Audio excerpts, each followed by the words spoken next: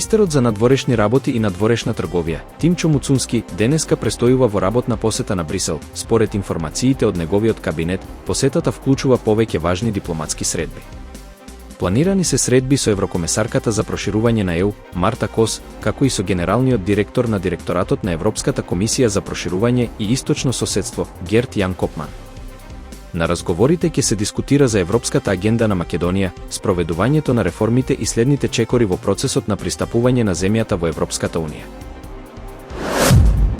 Експерти од Словенија, Италија и една од земјите Австрија или Германија ќе утврдуваат оправданоста на интервенциите во приватните болници во земјава. Како што најави министерот за здравство Азиалиу, листата со имиња на експертите треба да биде финализирана денеска, а со нив ќе се склучат договори за проверка на евентуални злоупотреби. Според министерот, оваа мерка се презема заради објективна проценка и откривање на евентуални непотребни операции извршени врз пациенти. Тој нагласи дека сите приватни здравствени институции ќе мора задолжително да ги отворат базите на податоци за следење на здравствената патека на секој граѓанин. Потврдењата на кардиохирургот Сашко Кедев за профитерски интервенции во дел од приватните клиники, Министерството најави формирање на комисија со странски експерти, а директорот на Фондот за здравство, Сашо Клековски, ги повика сите потенцијално оштетени пациенти да поднесат жалби. Контролите ќе продолжат и во јавните установи. Разновидната понуда на шведските маси и познатиот турски појадок се под лупа на турските власти поради огромното количество храна што завршува во отпад. Според турските медиуми, советниците на председателот Ердоган планираат нов концепт за рестораните и хотелите со цел значително намалување на отпадот од храна. Годишно, во Турција се фрлаат околу 8,7 милиони тони храна, или по 102 килограми по лице. Овие податоци ги пренесува Фондацијата за спречување на отпад, која предупредува дека дури и намалување од само 2% би можело да обезбеди храна за 360.000 семејства во текот на цела година. Особено критикуван е луксузниот појадок, каде што се сервираат десетици мали чинии по автоматизам, без разлика на потребите на гостите. Половина од храната, според Рамзан Бингол, член на Советот за земјоделство и храна, завршува во ѓубре. Тој предлага појадокот да се составува по избор на гостите, а не по фиксна шема, како и да се овозможи флексибилно плаќање по нарачка, наместо задолжително по лице. Хотелите со концепт се вклучено исто така ќе бидат предмет на промени. Се предлага воведување на алакарт понуда со цел туристите да избираат што навистина сакаат да јадат, наместо да полнат чинии од љубопитност. И покрај овие мерки, најголемиот дел од отпадот од храна и понатаму доаѓа од приватните домаќинства.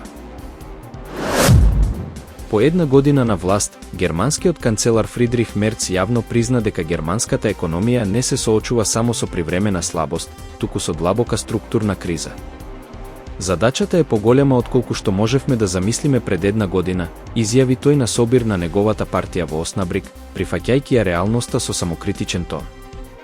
Новите економски податоци покажуваат пат на економската активност од 0,3% во вториот квартал, повеќе од првичната проценка.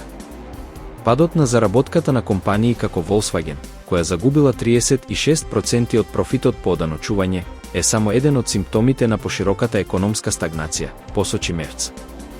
Мерц најави реформи насочени кон намалување на бирократијата, подобрување на инфраструктурата и зголемување на домашната побарувачка. Неговата влада планира масивни инвестиции во патишта, мостови и одбранбените сили, како дел од стратегијата за враќање на конкурентноста. Тој повторно го истакна противењето на зголемување на даноците за средните предпријатија и предупреди на можниот економски товар од новите американски царини од 15% за германскиот извоз.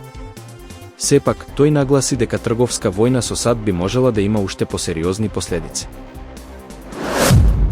Цените на нафтата пораснаа минатата недела на глобалните пазари, делумно надоместувајќи ги загубите од претходните 2 седмици. На лондонскиот пазар барел нафта поскапе за 2,9%, достигнувајќи $67,73, додека на американскиот пазар порастот изнесуваше 1,4%, до $63,66 за барел. Главна причина за растот е намалувањето на залихите во САД. Според американската администрација за енергија, резервите на сурова нафта се намалиле за 6 милиони барели, што е значително повеќе од очекувањата. Залихите на бензин се намалиле за 2,7 милиони барели, додека дестилатите, вклучително и дизелот, бележат пораст од 2,3 милиони барели. Дополнителна поддршка на цените даваат и очекувањата за економско заздравување во САД, по сигналите од федералните резерви дека наскоро би можело да дојде до намалување на каматните стапки.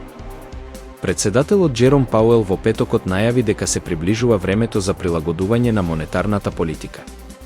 Сепак, ценовниот раст е ограничен поради зголемувањето на производството од страна на ОПЕК и нејзините сојузници, како и поради потенцијалниот крај на војната во Украина, што би значело враќање на руската нафта на глобалните пазари.